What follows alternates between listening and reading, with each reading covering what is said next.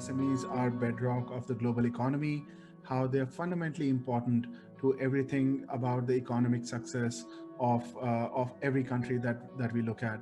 What's great to see here is that as new SMEs come in, what'll happen in a big way is that they will be digital adopters from the very beginning.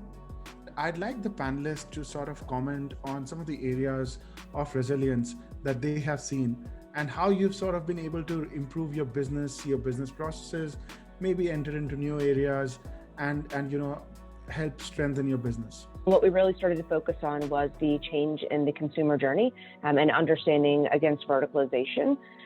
What we were able to do was taking all of the data that we have access to globally and helping them to understand based on the different consumer behaviors by that verticalization, here are the things that they need to do to thrive in those areas.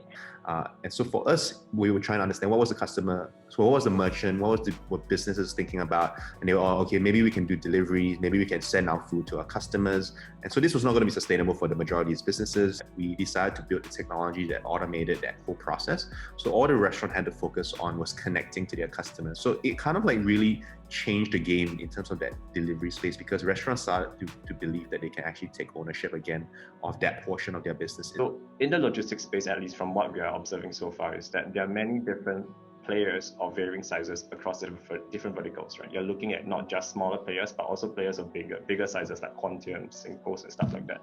Start becoming part of our customer base as well, because we supplement what they don't have.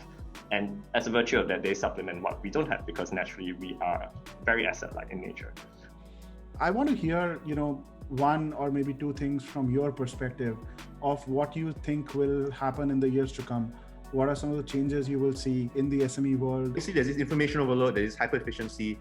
And so the value of the retailer, I think, would be a lot more like the value of an influencer today. It wouldn't be about just collecting an item off the shelf. It will be primarily about the trust and the connection that you have with that store and the kind of curation they have. We're looking for things that are more empathetic or things that are more authentic to who we are. There's also a big shift of things that I'm going to be able to buy online and things that I'm willing to buy online. I do believe we're going to need to better understand the data from the online to offline behavior. I think hyper consolidation in the near future is going to happen.